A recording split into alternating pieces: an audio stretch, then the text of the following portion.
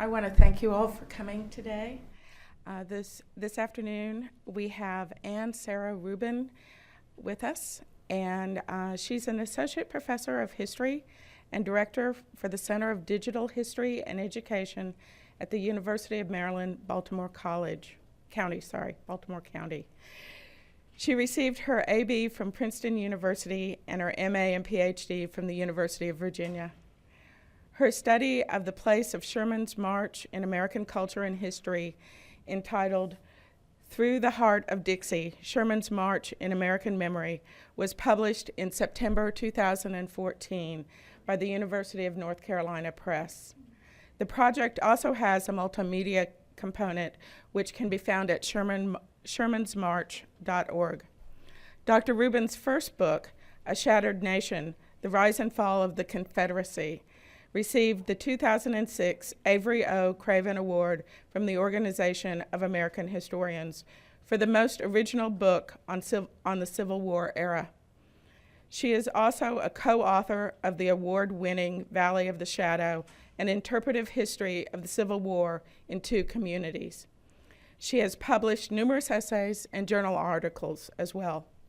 Dr. Rubin was the president of the Society of Civil War Historians from 2012 to 2014 and is a member of its advisory board. She is a member of the Southern Association of Women Historians, of their executive committee, and the Maryland State Archives Legacy of Slavery Project Advisory Board. She is also on the editorial board of the Civil War History. She is an OAH Distinguished Lecturer. Her books, I want to plug this, her books will be available at the Parnassus tent after this, and we hope you will pick one up and join us at the signing colonnade. So I hope you will join me and welcome Dr. Sarah Rubin.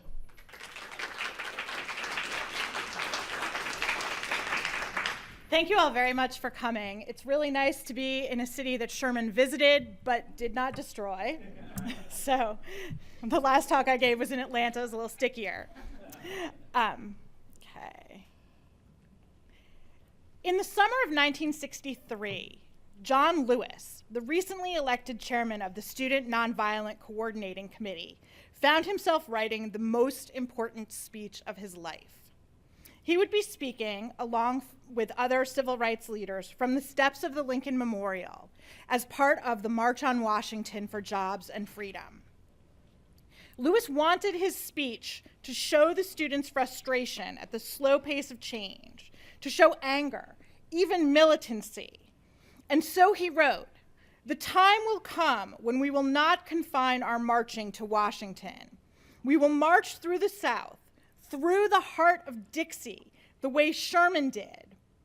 We shall pursue our own scorched earth policy and burn Jim Crow to the ground nonviolently."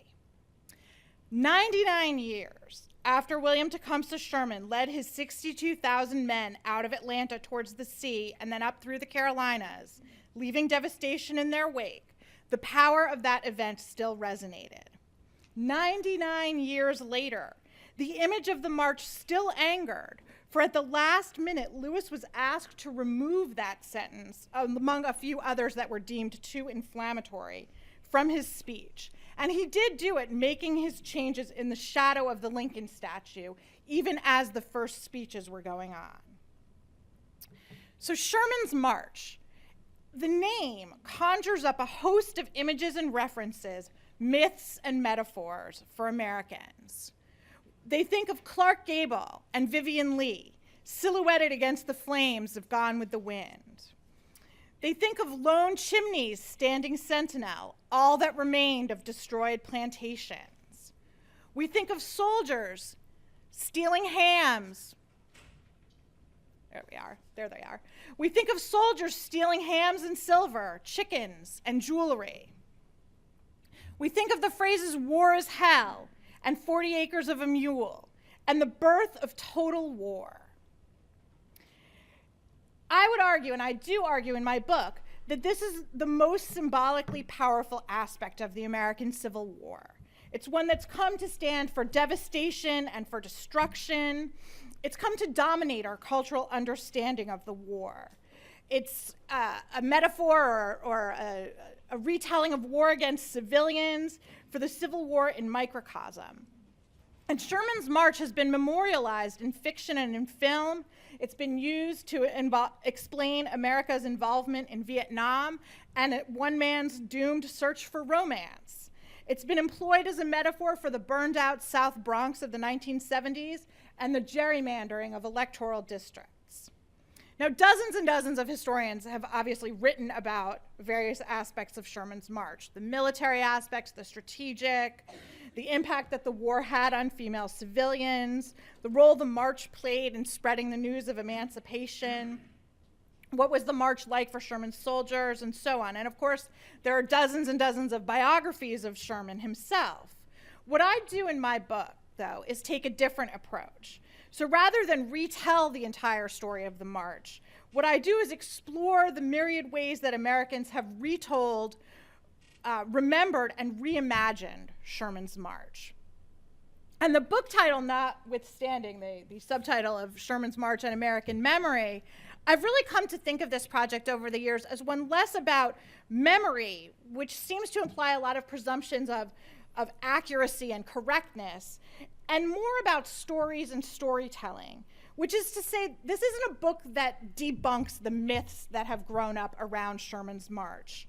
Rather, it's about layering different kinds of stories and different myths together and trying to get at the deeper meaning. Why do people retell the stories that they do? So, I want to start out just by giving you a little bit of background and setting the scene. It's the fall of 1864. It's late in the war. The Confederates are losing ground all over. Sherman's army has taken control of Atlanta.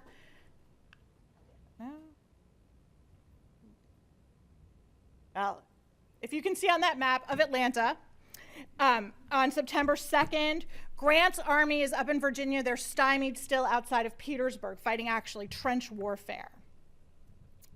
Very soon after he occupied Atlanta, Sherman decided to evacuate the city's civilian population. He wanted it to be a purely military base.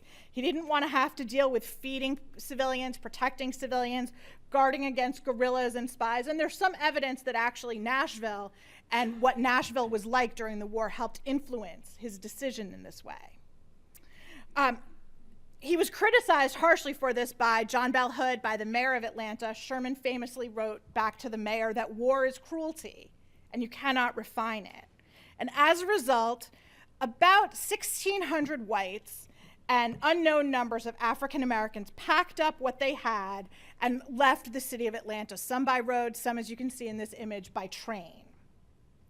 His next plan, the next phase, was to march across Georgia, 285 miles to Savannah, to make it, quote, howl, living off the land and destroying everything that could aid the Confederacy. And so this is a broad schematic of what the march looked like in its two phases. It's risky. He'd be cut off from his base. John Bell Hood still had 40,000 Confederate soldiers in northern Alabama.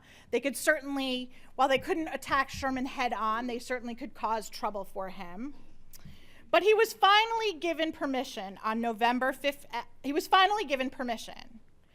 And on November 15th, burnt everything remaining of military value in the city of Atlanta. The flames destroyed the entire business district of downtown Atlanta, and altogether about a third of the city.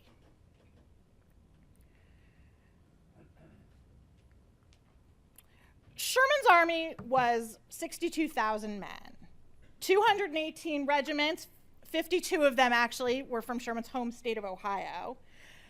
They moved in 4 parallel columns. And what's important to understand about these 4 columns is people often say Sherman's march cut a swath 50 miles wide.